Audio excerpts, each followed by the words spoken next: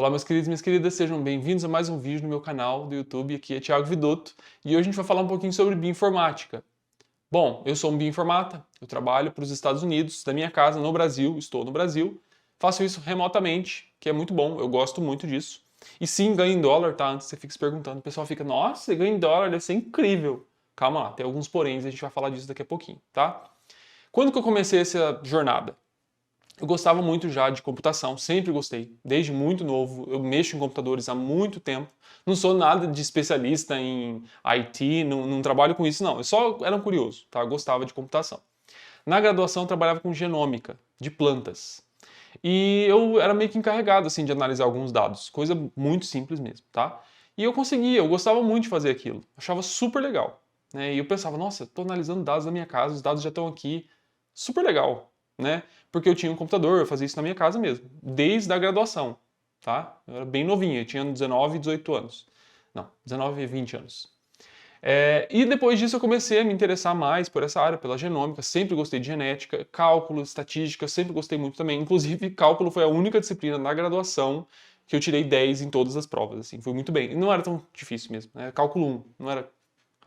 mas eu gostava muito, muito, eu tinha muita facilidade.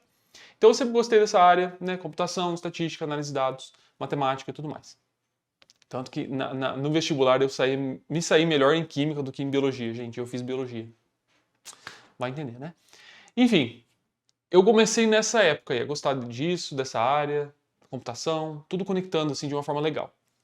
No mestrado fui para outra área, me interessei por outro assunto que gosto muito até hoje. Mas voltei depois para bioinformática, análise de dados, genética no doutorado, que foi quando eu comecei a analisar dados de uma forma um pouco mais sistemática mesmo, né? Eu não tinha tanto conhecimento assim na graduação. O que eu comecei a fazer? Eu comecei a aprender a usar um software chamado Nexus, que é um software bem caro. Lá do pessoal da Califórnia, nos Estados Unidos, eles desenvolveram para ajudar as pessoas a analisarem dados genômicos, de expressão, se você não conhece isso, transformar um gene em uma proteína. É mais ou menos isso.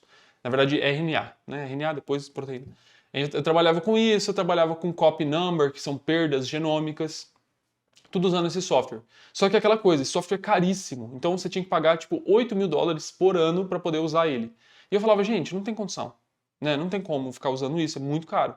E na minha área, como eu trabalho com oncologia, né, câncer, é possível encontrar na internet, em bancos de dados, muitos dados públicos para usar na minha pesquisa. Então eu busquei isso, né? E por conta dessa escassez de grana, que era absurdo, né, de pagar esse software, eu comecei a pensar em migrar para outro software que é gratuito para fazer essas coisas. O software é chamado R, a letra R mesmo, R, tá?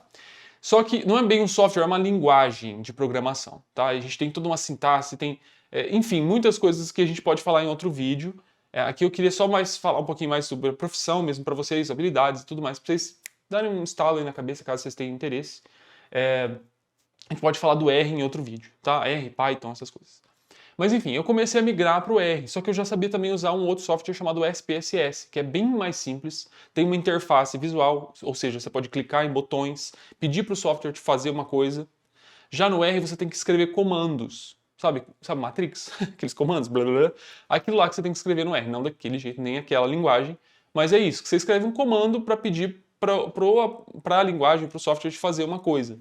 Então você pega um dado de dentro do seu computador, o R abre esse dado, você pode manipular ele, trocar coluna por linha, transpor uma coisa para outra, falar o que tem nessa coluna, o que tem nessa linha, quantos caracteres tem essa célula, quantas repetições tem nessa coluna aqui, começando uma palavra começando com cat, né, que eu uso isso, eu trabalho com long non-coding genes, que são genes que não têm uma proteína direta, uma transcrição direta, bem simplificado, gente. Então, a gente pode manipular dados muito bem no R. Eu comecei a migrar para essa área. Mas o que aconteceu, gente? Era muito difícil aprender isso do nada. Então, eu comecei a aprender no segundo ano do doutorado. Segundo ano, tá? O primeiro ano, assim, já tinha um pouco de interesse, mas eu comecei a migrar mesmo no segundo ano. E era muito difícil para mim, porque eu achava muito complicado. Eu não conseguia entender qual que era a linguagem de programação, eu não conseguia entender qual que era a lógica. E assim, para falar a verdade, eu não estudava tanto não. Eu não ficava tipo, eu vou estudar o R. eu tinha super receio, sabe? Eu ficava, não vai dar certo, eu não vou conseguir. Tinha, assim, um conflito ali, um bloqueio para mim. Até que eu encontrei algumas pessoas que eram sensacionais, bioinformatas natos, né? Pessoas que se formaram nessa área, que começaram a me mostrar algumas coisas, né? Me mostravam, tipo assim, com a maior caridade possível, como analisar um dado, o que era tal coisa, o que era tal coisa. Pessoas que desenvolviam, gente, pessoas que desenvolviam software, na verdade, software não tem plural, tá? Desenvolviam software para, enfim, inúmeras empresas desenvolviam pacotes para o R, me ajudavam, pacotes porque a gente tem, assim, por exemplo, um módulo dentro do R, sabe? Ah, eu preciso analisar tal coisa, então eu preciso instalar um pacote. Enfim, a gente fala disso em outro momento também. Essas pessoas super me ajudaram a entender a lógica por trás desse aplicativo linguagem, e eu consegui usar isso a meu favor, então, para analisar dados genômicos. No doutorado eu fui para o Canadá, desculpa, fui para o Canadá e lá eu aprendi de fato a usar esses dados ainda melhor. Então lá eu consegui integrar, analisar dados genômicos de inúmeros países e por isso eu consegui então firmar a minha carreira, né, como bioinformata. Lá eu pensava, não, eu vou ser bioinformata e eu consegui seguir esse caminho. Vamos pular essa parte aqui para falar do que importa para vocês. Quanto que ganha, como que acha a vaga, existe mesmo uma oferta de vagas para essa posição no Brasil, como que é no exterior, como que é o trabalho remoto. Então a gente tem algumas coisinhas para conversar. Uma busca rápida no LinkedIn me mostrou poucas vagas para bioinformata. Mas LinkedIn é aquela coisa, gente. Poucas pessoas, empresas no Brasil estão ofertando vagas lá dentro. E tem aquela coisa, se você compra o LinkedIn Pro, né, você tem acesso a outras vagas que você não teria acesso se você tivesse só na versão trial, né, na versão não paga. Então, bom, encontrei essas vagas, o valor ali, algumas delas não falavam, o que é muito ruim também, né?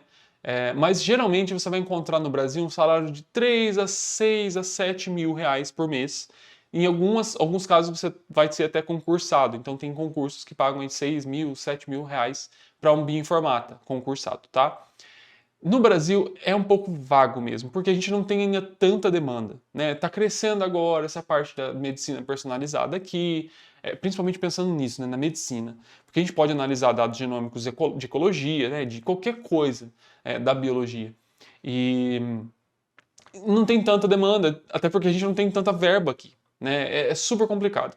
Mas tem uma coisa muito boa, que o exterior, as pessoas do exterior estão buscando muita mão de obra remota agora na pandemia. Então, a gente tem como trabalhar de casa para uma empresa ou para uma instituição americana, inglesa, qualquer uma dessas.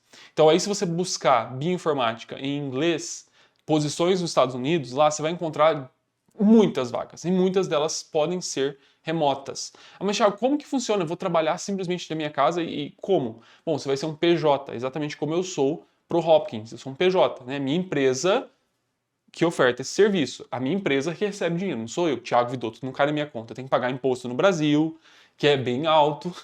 Então, a gente tem que fazer isso como pessoa jurídica, tá? Você vai emitir nota, você tem que emitir uma invoice e tudo mais. Isso tudo acontece bonitinho se você conseguir essa vaga para trabalhar remotamente no exterior. Aí, nesse caso, você pode ganhar de, assim, 7 mil a 10 mil dólares por mês. Maravilhoso, né? Só que lá você vai encontrar valores por ano, né? 91 a 140 mil dólares por ano, mais ou menos. Então, uma estimativa aí, né? 10 mil dólares por mês é uma bolada, né? Quase 60 mil reais. Aí, claro, você tem que descontar um imposto, né? Que geralmente aí vai ser 20, 25%. Sim, você tem que pagar esse imposto no país. E aí você, ao receber esse dinheiro, você vai emitir uma nota fiscal, isso tudo vai ficar bonitinho guardado aí, porque você realizou esse serviço. Que pode ser pontual, né? Pode ser uma coisa um pouco ainda mais específica, para resolver tal problema, ou então você foi contratado de verdade, né? Você está trabalhando lá faz anos e tudo mais. Isso é muito possível. É claro que você, para isso, precisa de inúmeras habilidades. E quais são elas? O bioinformático tem que fazer o quê, então? Quais são essas habilidades técnicas? Bom, tem muitas e depende muito da área, né? Tem eu, que trabalho na genômica, tem o pessoal que trabalha com inteligência artificial, por exemplo, tem outras habilidades que precisam ser bem desenvolvidas, o pessoal que trabalha com ecologia, o pessoal que trabalha com taxonomia, enfim, tem muita coisa, tá? Mas, no geral, a gente tem que saber encontrar dados, compilar esses dados, organizar esses dados e analisá-los. Tudo isso. Tudo isso. né? Esse é o geral. A gente tem que encontrar o dado, a gente tem que ver se ele é bom, né? Tem que passar filtro, tem que fazer controle de qualidade, tem que ver se, né, como ele foi coletado faz sentido para sua pergunta de interesse. Tem que analisar o dado, né, e usar estratégias de estatística, matemática avançados, tá? Você tem que saber bastante de estatística, tem que saber bastante de matemática, você tem que entender, né, a matemática vai estar presente ali, você vai ter que transformar dados, você vai ter que saber o que é log, você vai ter que saber o que é risco, enfim, todas essas coisas de estatística, matemática, você tem que saber, né? Tiago, mas eu estou começando, como que eu faço? Calma lá, a gente vai falar disso também. O que mais você precisa saber? Bom, lógica e pensamento crítico, né? Você tem que ter o pensamento crítico para entender se os seus dados estão mostrando alguma coisa ou não. Mas você também tem que ser criativo para perguntar para o dado alguma coisa que às vezes você não tinha pensado antes. Isso aqui é muito diferente de pesquisa clínica, tá? É muito diferente de pesquisa clínica, embora você possa usar a bioinformática na pesquisa clínica. A gente não está aqui usando uma intervenção para entender se vai acontecer ou não um desfecho, tá? Se você não está entendendo muito isso, a gente pode falar disso também em outros vídeos sobre pesquisa clínica e bioinformática na pesquisa clínica, mas aqui a gente está falando de pesquisa básica, né? A gente está investigando dados para talvez encontrar um biomarcador que pode ser testado numa pesquisa clínica, certo? Bom, no geral, vagas também buscam habilidades um pouco mais humanas, né? As nossas soft skills, que não são as hard skills de técnica, de habilidade, de bioinformática e cálculo, enfim, que você precisa ter. Soft skills incluem liderança, estabilidade emocional em alguns instantes. Por quê? Porque estabilidade emocional é importante para quem trabalha com bioinformática. Porque as coisas vão dar errado o tempo todo. O bioinformata trabalha com erro o dia inteiro. Então, deu erro isso aqui, precisa arrumar. Deu erro isso aqui, precisa arrumar. Deu erro isso aqui, precisa arrumar. Se você não é uma pessoa que consegue lidar com o erro, você vai surtar. Você vai falar que aquilo é uma bosta, que vai pro inferno, tudo. Não quero trabalhar com isso aqui mais. Mas acontece, né? A gente tem que trabalhar com erro. O cientista já é treinado para trabalhar com erro, mas o bioinformata é toda hora, né? Porque você põe um código, ele dá um erro. Você põe outro código, você dá um erro. E você precisa ser resiliente, você precisa buscar entender o que aquele erro significa. E muitas vezes o erro está lá atrás. Então, por exemplo, você está analisando o dado já. Você fica tendo um erro, e você não consegue resolver aquilo. Aí você volta e você vê que você fez uma compilação errada. Ou você pegou um dado que não condiz com aquilo que você estava esperando. E você só entendeu isso depois de fazer um gráfico, né? Então o bioinformata também gera figuras, né? Gera formas da gente visualizar dados de uma forma mais simples. Ou seja, né, a gente está trabalhando com genômica. Meu Deus, é um negócio super abstrato. Né? Como que eu visualizo isso? Onde que eu sei que o DNA está metilado ou não? O que é uma região diferencialmente metilada? Quantas CPGs estão inclusas? Essas coisas todas que para você pode ter ficado tipo, what? É uma coisa que a gente precisa visualizar, senão a gente não consegue seguir. O bioinformata tem esse papel também, de transformar algo que é confuso em algo visualizável. Eu sou muito bom nisso. Essa é a minha principal habilidade. Transformar uma coisa que é confusa em um plot, né, um gráfico, uma figura. Eu consigo integrar os dados para fazer isso. Né, até desenhar em casos de revisões sistemáticas. Revisões sistemáticas não. Revisões narrativas, é que eu preciso compilar o dado de uma forma, então eu gosto de desenhar e tudo mais. Mas pensando na bioinformática, eu também consigo fazer isso muito bem. Você também precisa ser uma interface. Então, o bom bioinformata é aquela pessoa que entende da biologia, mas que também entende da computação. O que acontece? Muita gente só entende da computação. Então, a gente tem muita mão de obra de pessoas que são extremamente técnicas na bioinformática, são muito boas nisso, né? Treinadas, né? Fizeram graduação em bioinformática, mas que não sabem muito da biologia. Ou seja, eu já conheci várias pessoas assim, pessoas que eram formadas em bioinformática e manjavam muito de análise de dados, mas não sabiam da biologia. E eu estou no meio, eu estou literalmente no meio. Então, como eu sou biólogo, eu sei de bioinformática, mas não sei muito, igual as pessoas que foram formadas nessa área, mas eu também sei muito da biologia, então eu consigo pensar de maneira biológica sobre meus dados. Eu consigo integrar essas duas coisas. E isso é muito bom porque se você encontrar um chefe ou uma chefe que trabalha com essas coisas e essa pessoa não tem tanto conhecimento de bioinformática, você vai poder comunicar para essa pessoa aquilo que você está observando biologicamente. Isso é muito legal. Mas é importante que também você tenha habilidade estatística, de cálculo, de matemática, para você entender o que você está observando. Né? Nossa, por que esse gráfico aqui foi de 0 a 100? Ou por que tem uma amostra que vai para 300? Essas coisas todas você tem que entender, né, para poder explicar também para a pessoa que está te contratando.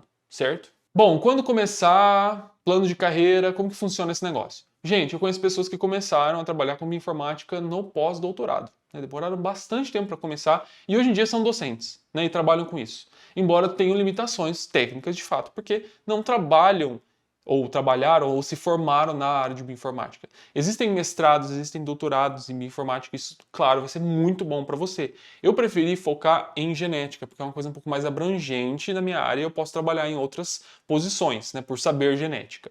Mas é muito legal que você pense, né, em se especializar nessa área se você tiver esse interesse, né? Se você fez estatística, se você fez matemática na graduação, ou se você fez biologia e quer se aprofundar, você pode fazer o mestrado ou doutorado em bioinformática. Existem inúmeras posições aqui no Brasil, acho que a mais forte de todas é na Federal de Minas Gerais, tá?